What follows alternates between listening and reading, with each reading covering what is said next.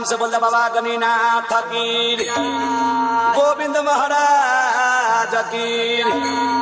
छपनों करोटिन देवता कीर, आज की आनंद भगवान कीर, अपने अपने गुरु महाराज कीर, माता पिता कीर। तो कैसे हाय आहो बाबा गनी के बियाह आहो सुनैया कुसुमा छौरी मालिनिया माला कुसुमा छौरी मालिनिया कसो निगे मालिन बारा भेलै मागा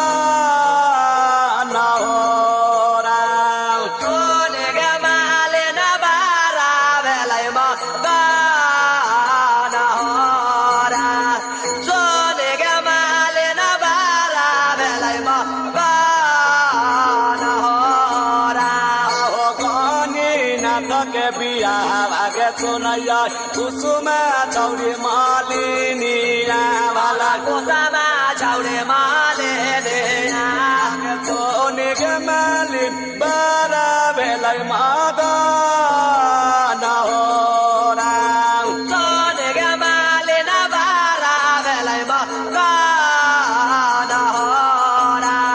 सोने के मालिन बारा भेलै मागा।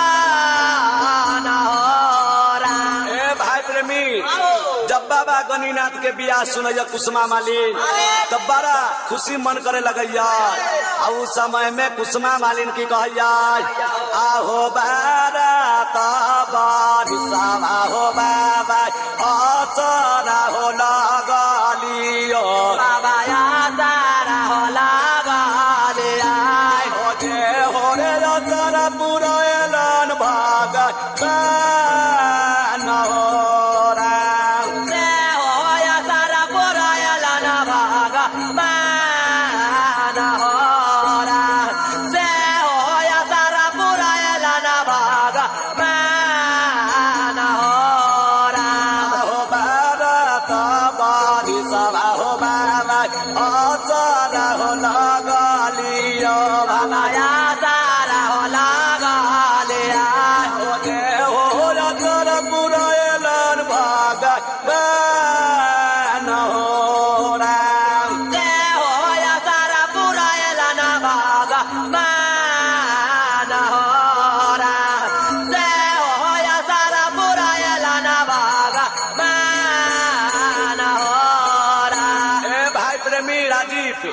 उस समय में कुसुमा मालिन कहैया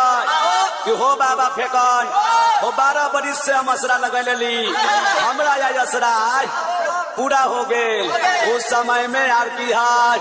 आगे हाथवा में लेल गई गे मालिनिया बसवा के फूला डालिया वाला बसवा के फूला वाला